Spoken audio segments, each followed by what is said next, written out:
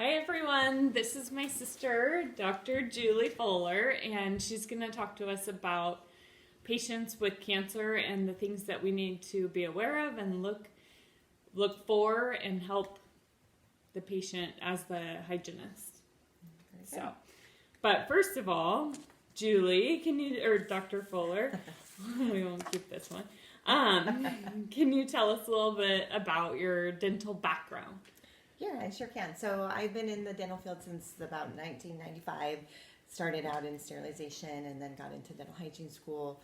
I graduated from Pierce College with my dental hygiene degree in 2000 and practiced hygiene until even during dental school. I went to dental school at the University of Washington, graduated in 2009, and I've been in practice since.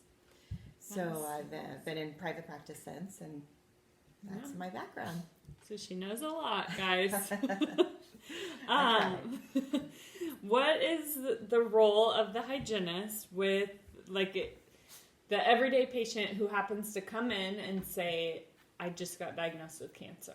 So the hygienist role is actually one of the most important roles because you're going to be the first person to get that history, typically, that they've been diagnosed with cancer. And so you need to be well informed of what things might be coming down their way as they're going through their treatments and whatnot.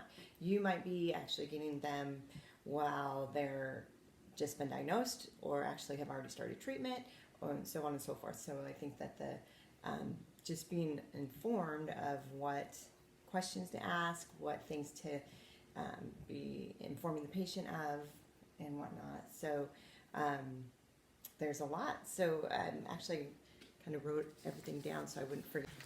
Okay, so let's discuss the health history that we need to get from the patient and all the information. Very good.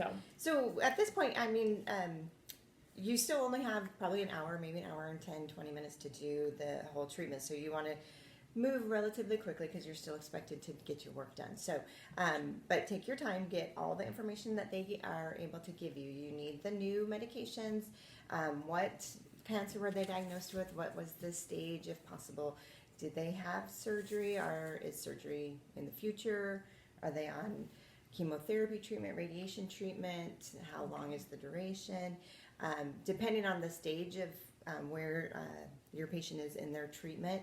It could be that they're just getting ready to have surgery, just getting ready to have a port placed, just already had all that done and now they're on oral maintenance. You just don't know where they're coming in to you at what stage. So it's good to just be informed of all of those things. Some things to keep in mind, it's not ADA recommended yet, but if there's a port, it might be in the patient's best interest to do a prophylactic antibiotic. So that's something to keep in mind. Maybe bring to your dentist's attention. It's not always just for knee replacements and endocarditis, but could be as a preventive measure, someone that's so immunocompromised going through this treatment. Which leads me to another thing that you should be aware of, and it doesn't hurt to always talk to your patients about it. You hygienists are very well informed, and then the doctor comes in and kind of reinforce it. But opportunistic infections can take place with chemotherapy modalities because the immune system is completely compromised. So you want to look for fungal infections that will be kind of like angular cheilitis, that's at the corner of the lips all cracked and red and sore. Yeah. The mouth has a burning sensation, or the tongue, that could be a candidiasis infection. Just being aware if the patient has herpes simplex 1, they immune compromised, they're going to have outbreaks. Make sure that the doctor can get them some antiviral medications, know how to use those, keep them as comfortable as possible. I think it's important to just make sure the patient knows what is coming their way. Everyone wants to know what's coming. They don't want to be surprised. So if they have mouth sores, there are modalities that we have to make them better. So we have, there's a magic mouth rinse that can be used. It's just a prescription for the pharmacist. It's a combination of Benadryl, antacid, and lidocaine that kind of just soothes the area, makes it feel a little bit better. Are there other products that you can get over the counter that we can suggest? Yes, there are. Well, other ones to look at too, just in office as well, because they usually are a little bit more effective to treat what's happening currently. So if there's Okay. like a aphthous ulcer that's incredibly large and they're just so uncomfortable, you can do a laser treatment that Okay. can, get that to feel better. Chlorhexidine rinses that you can put directly on the wound and make it heal a little bit faster.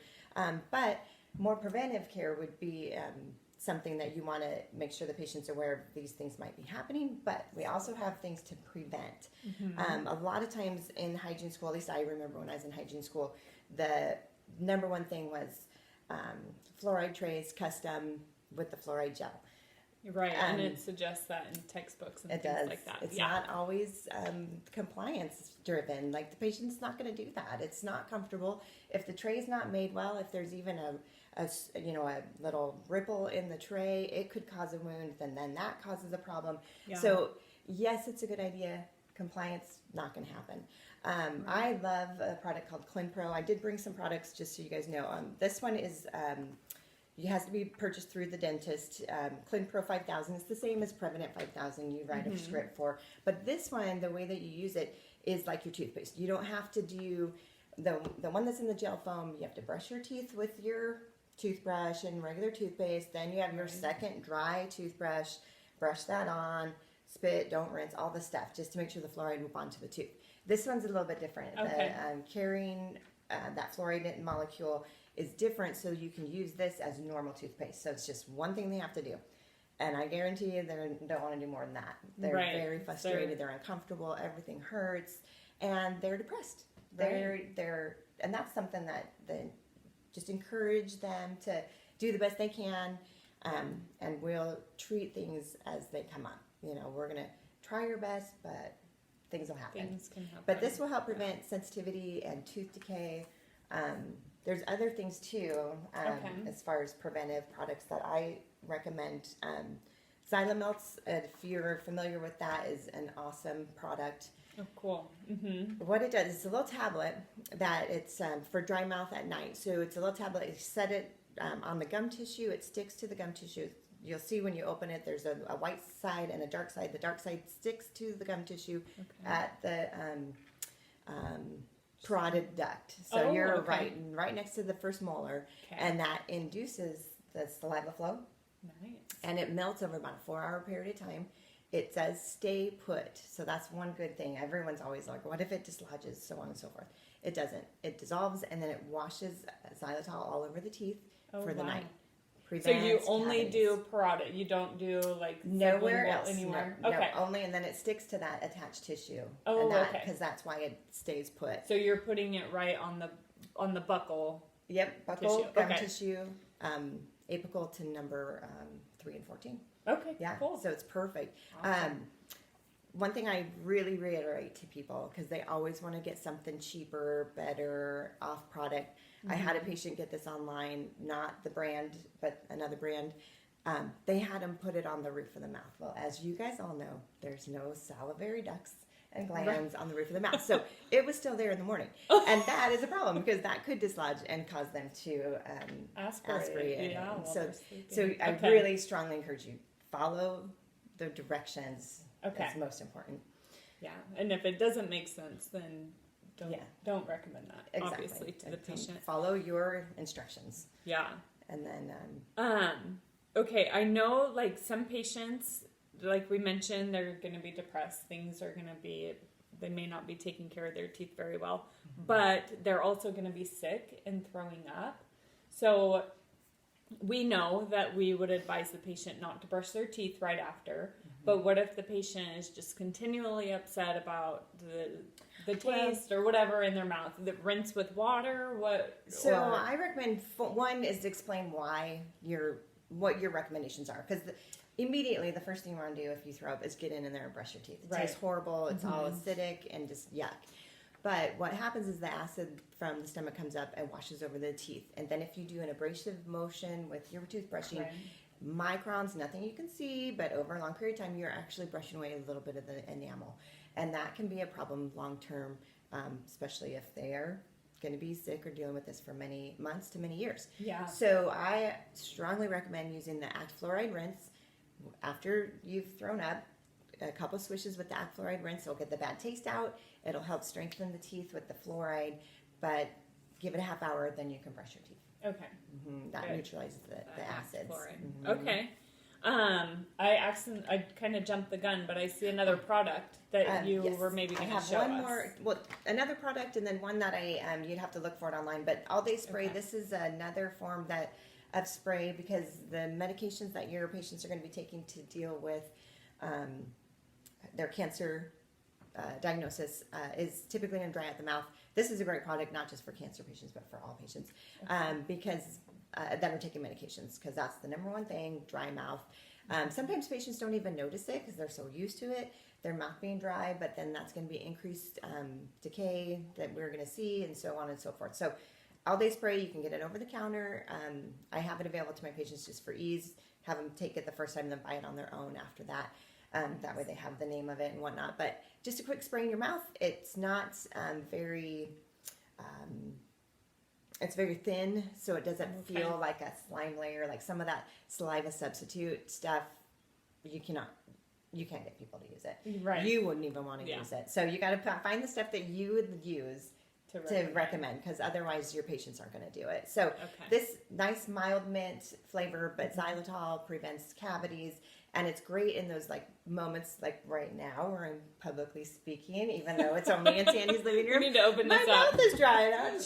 No. But anyway, so great products. So one thing, know your products and encourage them to use them, because they don't know. They don't know what to use. They don't know what's going to be coming down the pipeline.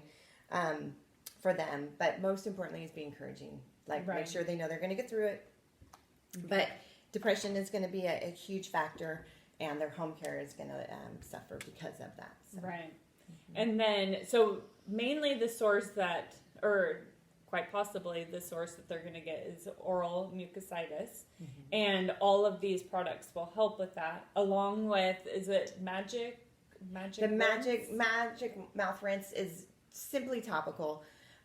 It's not going to do anything to encourage anything to heal, but it can soothe. It's a mouth rinse that's very easy to swish with. It'll numb everything, so it's one of those things that might be nice before you're getting ready to go to bed, so you're just not uncomfortable the whole night. If you're getting ready to eat and you just can't eat because your mouth is so sore, you're already, because of the chemotherapy, your taste buds are altered, so it might not be that big of an issue to do a mouth rinse that numbs everything just so you get some food in. Okay. So nice. And then a couple more things. So we know that when we're about to give blood pressure or take blood pressure on someone, we know that we're supposed to ask if they've had cancer or surgery recently or anything in whatever arm or whatever side we're doing.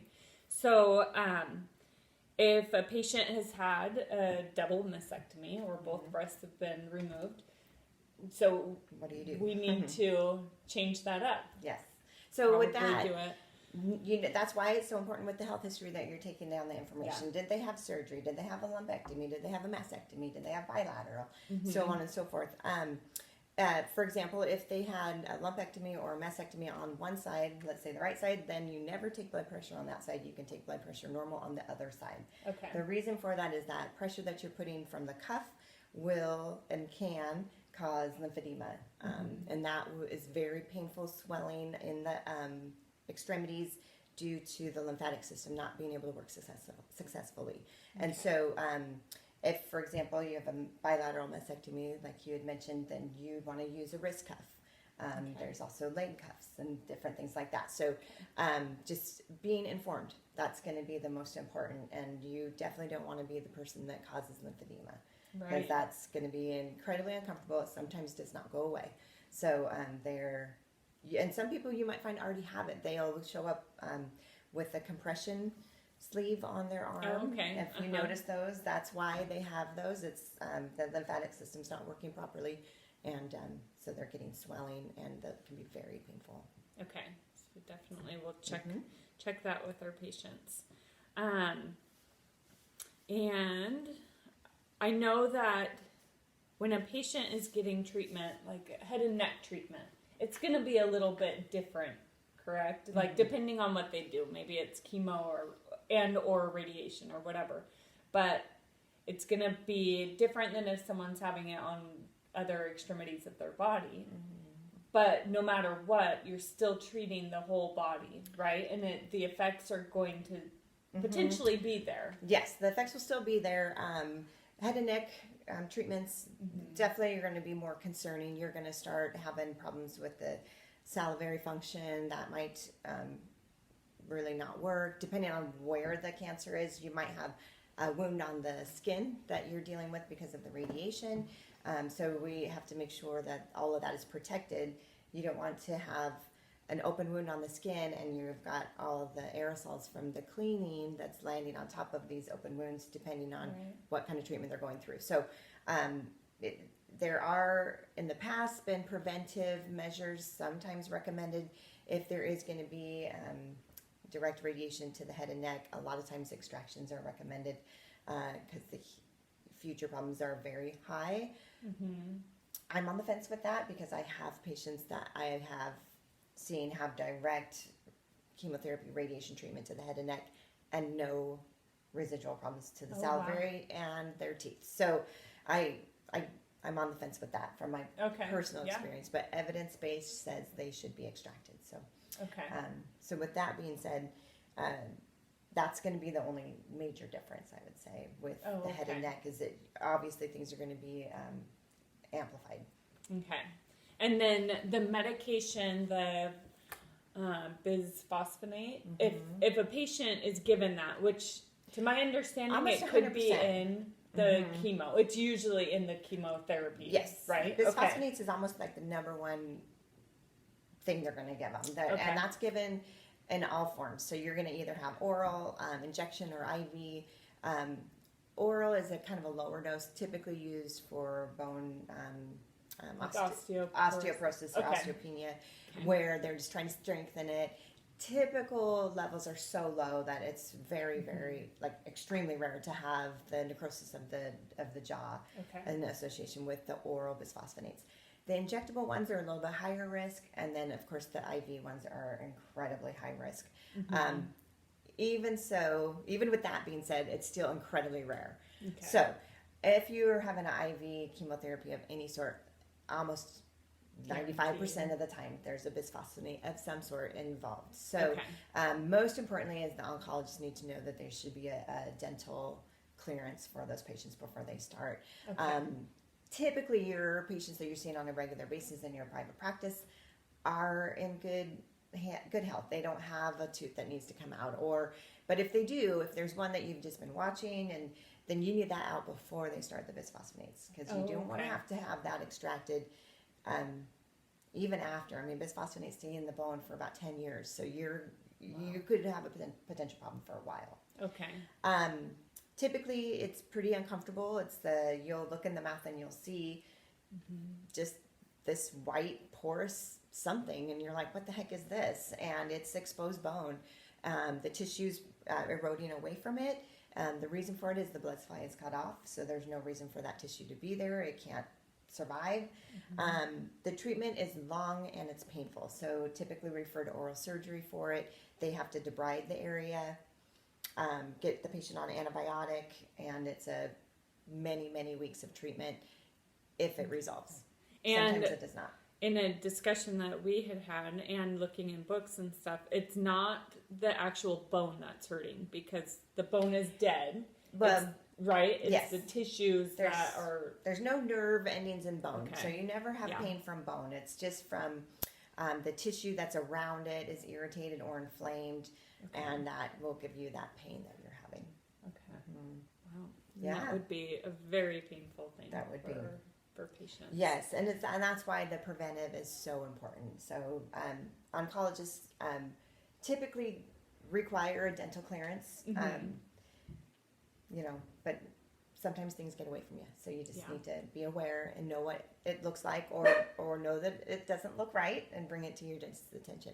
Because you guys are the ones that are like exploring every single nook and cranny, if you will, of the mouth. You guys are in there doing every single surface. We're going to get in there, and in my opinion, if you see something, I want you to tell me. I want you to bring it to my attention. Four eyes are always better than two, as they say. So definitely. And when we talk about getting clearance from the the oncologist or the oncologist to us, there's going to be times where the oncologist or that staff is not going to be able to talk to the dentist, correct? Mm-hmm. So we could be the middleman talking and getting all the information. Yes, you're Making going to be sure. collecting all the information for that the patient's giving you. If there's things that need to get figured out, usually front desk can get a call into the oncologist's office and get our requests in and whatnot. Okay. Typically, the office that you're at's going to already have something in, some kind of protocol that they already have figured out. In my office, if the patient has a port, I want it brought to my attention. If I choose to do a pre-med antibiotic, I explain it to the patient. I have it on hand. They're ready to go. Oh, So nice. it's not. So yeah, I mean, just being aware. Okay. Awesome. Well, I think we discussed everything, except for, well, let's wrap it up with the hygienists being the ones to possibly be the first to detect something if something's wrong. Yeah. So you're seeing your patient on a regular basis. You guys have spent hours and hours and hours now doing head and neck exams, intraoral exams. I will say, unfortunately, that's kind of the first thing that goes to the wayside for the dentist. I know many people that don't do it, which is unfortunate. You need to be doing a head and neck exam, thorough, and an intraoral cancer screening exam every single patient. And even if your dentist does it, you need to do it too. And my patients, my staff does it, and then I come in and do it, and that's just the way it is. So they know it's a thorough examination. So I really encourage hygienists to stick with that because a lot of dentists don't. So just so you know. Okay. Super important. There's different things that you'll see on the extra oral. You want to make sure you're looking at the skin that's exposed to the sun all the time. Is there a patch of skin that looks funny? Ask the patient, do you get this checked? Do you see a dermatologist? Do you notice that this never heals? It could be a basal cell carcinoma. I've detected many of those. Okay. They're typically kind of on the face, the upper lip, just somewhere where it's always exposed to the sun. Okay. If there's a mole, you want to make sure that the patient knows that they are monitoring that. They need to monitor it. Cut it in half in your brain. Does it match? Are all the borders smooth and consistent? Are they ragged? Is one side dark and the other's not? Those are ones that you need to have checked out. If you cut it in half in your brain and it completely matches and it never changes, never gets darker, it's okay to monitor. But the patient needs to know those things. You need to know your cervical nodes. They're, getting larger and smaller all the time. That's how they work. When you're sick, they get large. They drain everything that's not supposed to be in there, and then they go small again. If you're doing your head and neck exam and you notice one that's big and it's maybe the patient's noticed it before or whatnot, bring it to the doctor's attention. Have them. Typically, if I find one that is unusual, I make the patient come up and feel it themselves. Monitor it, self-monitor it. Is it getting bigger or smaller? That's normal. That's what we want.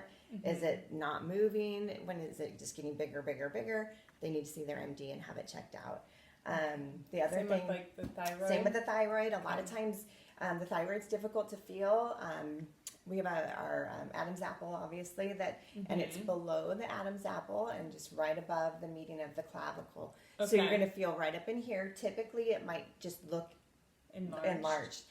The thyroid gland does not work. If it's not working properly, it thinks if I get bigger, I'll work properly. So that's one of the first signs is enlarged. And then we end up with a goiter if it really gets out of control. I often will feel that and ask the patient, have you had your thyroid checked? If I notice that it seems enlarged. Okay. If so, if they don't know anything or haven't been seen, I recommend that they have a thyroid panel run by their MD. Thyroid panel is a deeper look into the thyroid hormones opposed to just have your thyroid check. If you just say have your thyroid check, then they're going to do a superficial one, which they can't see Hashimoto's and things like that. So it's super important. I recommend a thyroid panel. Okay. Yeah. And then that's something that can be easily treated with medication. If it happens to be cancer, you've hopefully caught it early and it's a good treatable, typically not a problem situation. So then moving inside into the mouth, doing your intraoral exam. Check in for lesions. Yep, the floor of the mouth, that high risk sites, floor of the mouth, ventral, lateral borders of the tongue. Also, you know, as you're doing your cleaning, is there excessive bleeding? Seems strange. You know, why? You know, I don't have a lot of plaque. Tissue isn't inflamed, but it's bleeding like crazy. Those are symptoms of systemic disease. Be aware of, be informed. Patient might be diabetic, thrombopenia, where you have like low platelet count, you know, things like that. There's just different things that can be seen in the mouth. So I think it's important just to be informed. Okay, well, cool. Do you have anything else to think so. inform us? Awesome. Well, thank you so much. You're welcome. And I wish you could have been in class. I knew doing it would have this. been It so would much have more been fun way in the better. class. And so fun. sorry I can't take any of your questions. But anyway, I hope you all feel informed about patients with cancer and how we can help them. And know that you have a very important role. Yes, So definitely. know your stuff. Okay. Have a good rest of your day.